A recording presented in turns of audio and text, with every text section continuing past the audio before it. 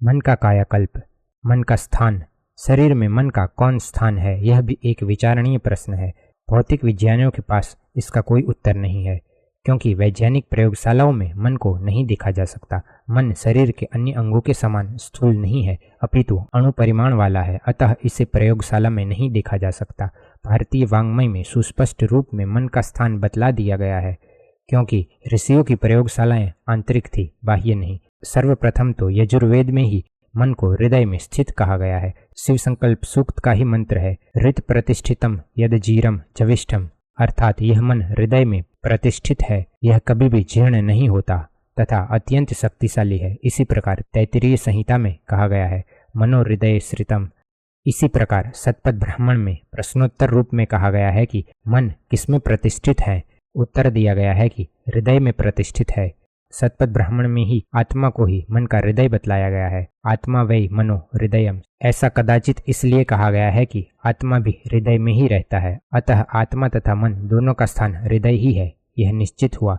शतपथ ब्राह्मण में अनंत वै मनः भी कहा गया है। इसका अर्थ है कि शरीर की मृत्यु के साथ मन का अंत मृत्यु नहीं होता। अनंत शक्तियों के कारण भी इसे अनंत कहा गया है।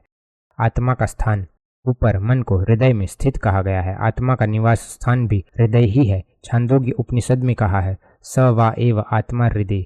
इसी प्रकार प्रश्नोपनिषद तथा कठोपनिषद में भी आत्मा का स्थान हृदय ही बतलाया गया है। इस प्रकार दोनों का निवास स्थान हृदय ही है। देखना यह है कि शरीर में यह हृदय कहाँ है जहाँ ये दोनों रहते हैं।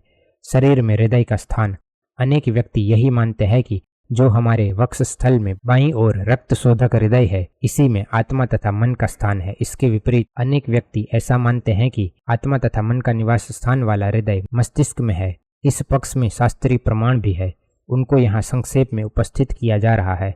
यह विज्ञान सम्मत सिद्धांत है कि हमारी पूर्ण ज्ञान शक्ति मस्तिष्क में ही केंद्रित रहती है, वहीं से इंद्रियों को उनके कार्यों के आदेश प्राप्त होते हैं। सुश्रुत आयुर्वेद का प्रामाणिक ग्रंथ है, उसमें कहा गया है, हृदयम चेतना स्थानम। यह छाती वाला हृदय चेतना का स्थान नहीं है, मस्तिष्क में ही ज्ञानेंद्रियों के विशिष्ट केंद्र अवस्थित है। यहीं पर समस्त वेदनाओं की अनुभूति होती है। यहीं से हर्ष, शोक, राग, द्वेष, भय आदि सभी वृत्तियों का संचालन होता है, जिसे धृति मन करता है। यह धृति मन मस्तिष्क में हाइपोथैलेमस में स्थित है। यहीं पर मस्तिष्क के मध्य भाग में एक खाली स्थान है। यह खाली स्थान त्रिकोणीय आकार का है। इसे ही छांदोग्य उपनिषद 8.1.1 में ब्रह्मपुरे दहरम पुंडरीकम वैश्म कहा गया है, अर्थात यह स्थान कमल के आकार का वैश्म अर्थात रहने का स्थान है। तुदादिगण की विष प्रवेशने धातु से वैश्म शब्द बना है। इसका अर्थ यही है कि इसमें आत्मा प्रविष्ट है। तस्मिन् अन्यत अंतः तद्नवेष्टव्यम तद्वाव विज्ञासितव्यम इति। इस रिक्त स्थान में जो अंदर इससे पृथक आत्मा है, उसे ही खोजना चाहिए, उसे ही जानना चाहिए।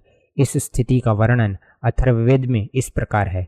अथर्ववेद 10.2.32 यहाँ स्पष्ट रूप में कहा गया है कि इस हिरण्यमय कोश के 3 अरे अर्थात भुजाएं हैं। इनका वर्णन ऊपर किया जा चुका है। इस स्थान यक्ष अर्थात सबका पूज्य परमेश्वर स्थित है, जिसे ब्रह्मवेता जानते हैं।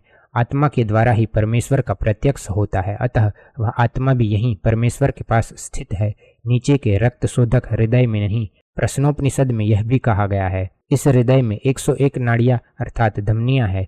रक्तवाहक हृदय में 101 धमनियां नहीं है, वहां तो केवल 4 रक्तवाहिनी धमनियां तथा 4 रक्त शिराएं हैं। कठोपनिषद में भी ऐसा ही उल्लेख है। हृदय की 101 नाड़ियां अर्थात तंत्रिकाएं हैं, उनमें से ही एक नाड़ी सिर की ओर निकलती है। यह सुषुम्ना नाड़ी ही सिर की ओर निकलती है। इसी नाड़ी द्वारा योगी जनों का आत्मा ब्रह्मरंध्र से निकलता है। रचना की दृष्टि से देखें तो हमारा मस्तिष्क हड्डियों के एक सुदृढ़ आवरण अर्थात ढांचे से घिरा हुआ है। वह यहाँ पर सुरक्षित है। इस ढांचे को कपाल कहते हैं। इस ढांचे में 22 मजबूत हड्डियां लगी हुई है। मृत्यु के बाद दाह के समय इसी कपाल को फोड़कर कपाल क्रिया की जाती है। इसी कपाल में ज्ञानेंद्रियों के गोलकों के लिए यथास्थान छिद्र बने हुए हैं। मस्तिष्क से जुड़ने वाली सुषुम्ना नाड़ी के लिए भी इस कपाल में पीछे की ओर एक छेद है, जिसे ब्रह्मरंध्र कहते हैं। ऐसा वर्णन शरीर विज्ञानी करते हैं। कपाल में ही ज्ञानेंद्रियां, आंख, नाक, कान आदि के छिद्र है। ज्ञानेंद्रियों का संचालन यहीं से होता है। इसलिए भी मन का स्थान मस्तिष्क ही मानना उचित है, क्योंकि ज्ञानेंद्रियों का नियंता मन उनके पास ही होना चाहिए। निर्णय के लिए शास्त्रीय प्रमाण अपेक्षित होते हैं। वे इस पक्ष में है कि मन जीवात्मा तथा परमात्मा का निवास स्थान हृदय में है तथा वह हृदय मनुष्य के मस्तिष्क में है। स्वामी आत्मानंद जी उच्च कोटि के साधक थे। उन्होंने भी अपनी पुस्तक संध्या अष्टांग योग में मस्तिष्क को, हृदय को ही आत्मा परमात्मा का स्थान माना है।